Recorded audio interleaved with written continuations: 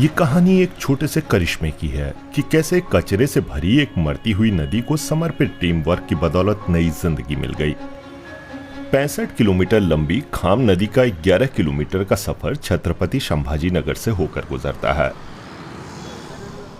पहले औरंगाबाद के नाम से मशहूर ये शहर मुंबई को मध्य भारत से जोड़ता है और देश में सबसे ज्यादा तेजी से बढ़ रहे औद्योगिक शहरों में से एक है।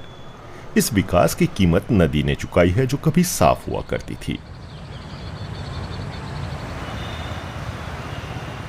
रमा अबाडे जैसे बहुत से स्थानीय निवासी इस बात से अनजान थे कि उनके पास बह रहा गंदा नाला कभी एक प्राकृतिक नदी थी और वे उसमें कचरा गिराते रहे।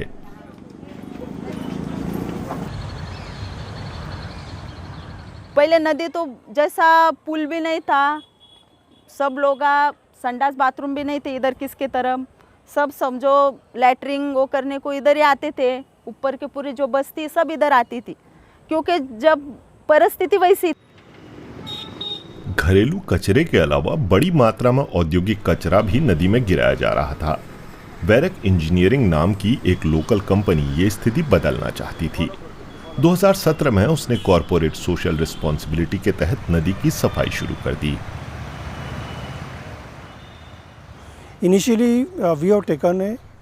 शुरू में हमने पुल के दोनों तरफ 1.5 किलोमीटर की सफाई का पायलट अभियान चलाया।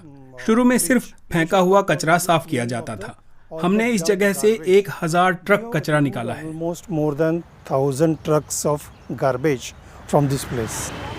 2019 में कंपनी ने green cover management, water body restoration और ठोस कचरा हटाने का काम कर रहे इको सत्तू नाम के एनजीओ के साथ भागीदारी शुरू की।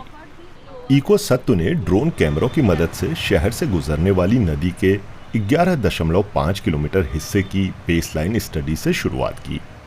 नदी के उन किनारों की पहचान की गई जिन पर असर नहीं पड़ा था क्योंकि उन्हें तत्काल रिस्टोर किया जा सकता था, इसीलिए एनजीओ ने यहीं पर काम शुरू किया। ये रिवर फ्रंट अब एक इको पार्क में तब्दील हो चुका है जिसमें एक एम्फी थिएटर और खेलने की जगह भी है। दूसरा महत्वपूर्ण उपाय सीवेज की सफाई था। एनजीओ ने पाया कि 250 जगहें ऐसी थी जहां से शहर का कचरा सीधे नदी में गिरता था। उसके लिए पाइपों की मरम्मत की गई और भूमिगत सीवेज प्रणाली के गायब कनेक्शन को दोबारा बनाया गया। आपले छत्रपती संभाजीनगर स्वच्छ व सुंदर ठेवण्यासाठी आपल्या महानगरपालिकेला सहकार्य करा। कचरे को अलग करना और जागरूकता बढ़ाना नदी की सफाई में मुख्य कारक हैं। करीब 280 सफाई कर्मचारियों की टीम रोजाना घर घर जाकर कचरा जमा करती है। शहर का 80% कचरा अब अलग किया जाता है और खाम नदी में कचरा गिराने पर 5000 रुपए का जुर्माना लगता है।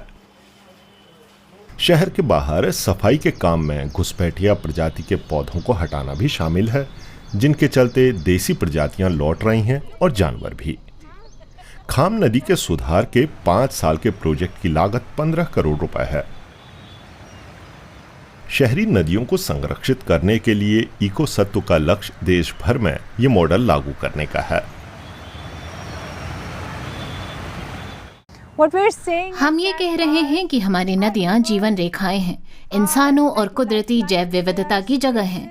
और हाँ, हम अब तक उनकी उपेक्षा करते आए हैं, लेकिन अब हमारे सामने वाकई एक मौका है कि उन्हें उनकी कुदरती स्थिति में ले आएं। इस दिशा में काफी प्रगति यूं तो हो ही चुकी है, लेकिन काफी सारा काम अभी बाकी है, जैसे कि पानी की गुणवत्ता की समग्र निगरानी।